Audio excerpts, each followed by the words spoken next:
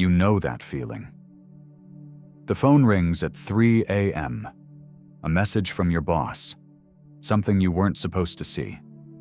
And suddenly your chest tightens, your mind starts racing, and the entire world feels like it's tilting sideways. In that moment, someone telling you to just relax feels like an insult. But here's the thing. The chaos isn't the problem. Your reaction to it is. And Buddhism figured out why, 2,500 years ago. Here's what's happening in your brain when life falls apart. You have a map. Everyone does. It's your internal model of how things should go. Your job, your relationships, your health, your plans. And as long as reality matches the map, you feel fine. But then reality does what reality always does. It surprises you. The job disappears. The relationship ends. The diagnosis arrives. And suddenly your map is useless. The panic you feel isn't actually about the event. It's about the gap between your map and reality. The wider that gap, the more you suffer. Buddhism has a word for this gap. It's called dukkha, often translated as suffering.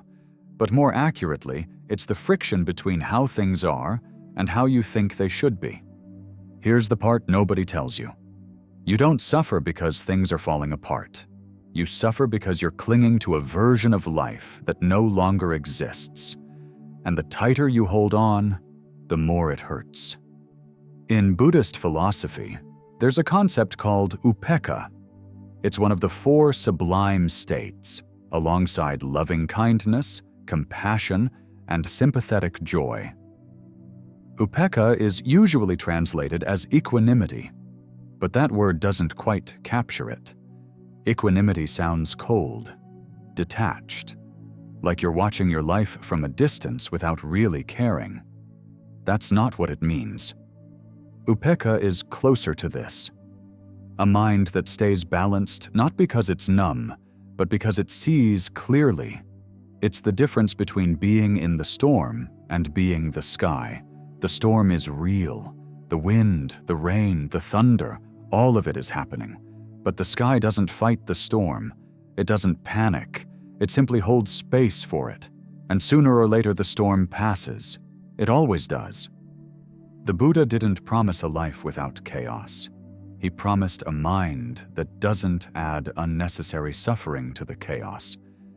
That distinction changes everything. Let me tell you a story the Buddha told over 2 millennia ago.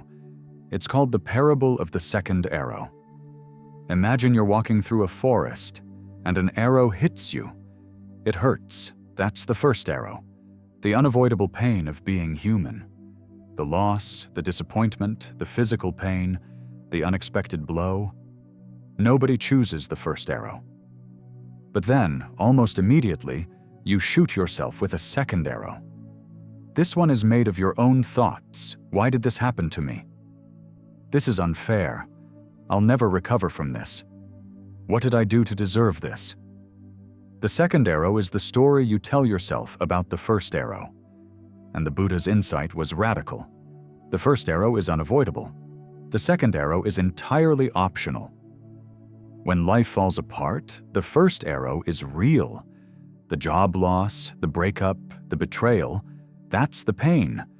But the panic, the spiraling, the sleepless nights replaying what went wrong, that's the second arrow.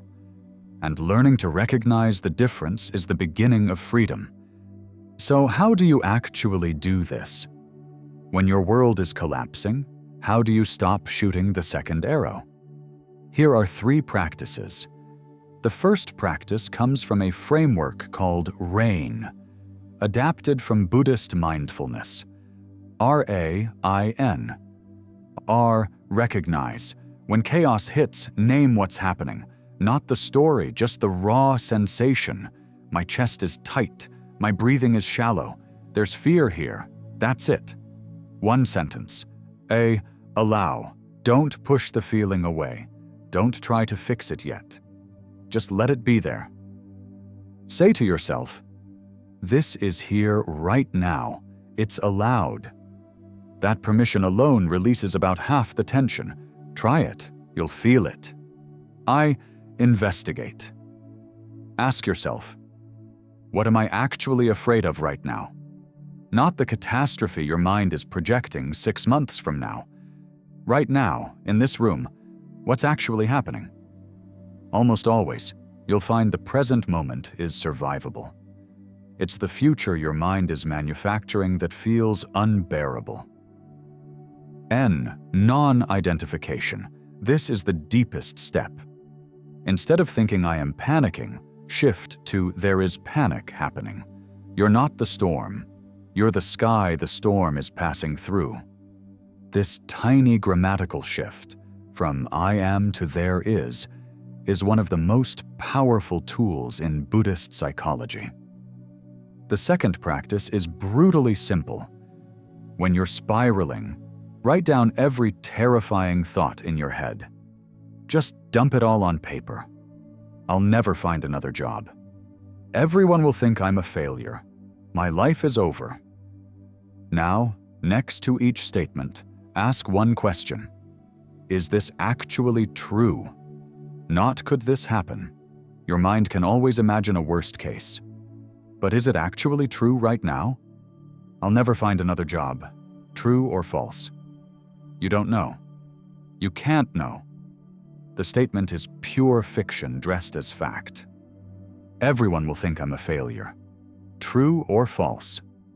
First of all, which everyone? Name them. Secondly, are they thinking about you right now? Or are they thinking about their own problems? If you're honest, you'll find most of what you're panicking about isn't real. It's the second arrow. The third practice is the most immediate. When your mind is spinning, it's living in the future. A future that doesn't exist. The fastest way back to reality is through your body. Put both feet flat on the ground. Feel the floor pressing up against your soles. Take one breath, just one, and follow it all the way in, all the way out. Notice the temperature of the air. Notice the sounds in the room. You've just returned to the present moment. The chaos is still out there, but you're no longer drowning in it. Do this 5 times a day, not just during crises.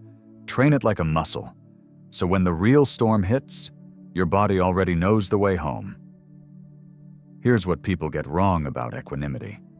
They think it means you don't care, that you become passive, indifferent, someone who just shrugs while the world burns. That's not equanimity. That's apathy. Real equanimity is caring deeply and still staying balanced. It's the parent in the emergency room who stays calm, not because they don't care, but because panicking won't help their child. It's the activist who fights for justice without being consumed by hatred. It's you, showing up fully for life, without being destroyed every time life doesn't cooperate. If you take one thing from this video, let it be this. You can't control the waves. You never could. But you can learn to surf. And the surfing, the skill of staying balanced in the chaos, that's the entire practice. So here's my invitation. For the next 7 days, whenever something goes wrong, and it will because you're human, pause before you react. Notice the first arrow. Then ask yourself, am I about to shoot the second one? Just see it. Don't judge it. Watch the impulse to spiral and choose not to feed it. Then come back to this video and drop a comment. What happened when you paused?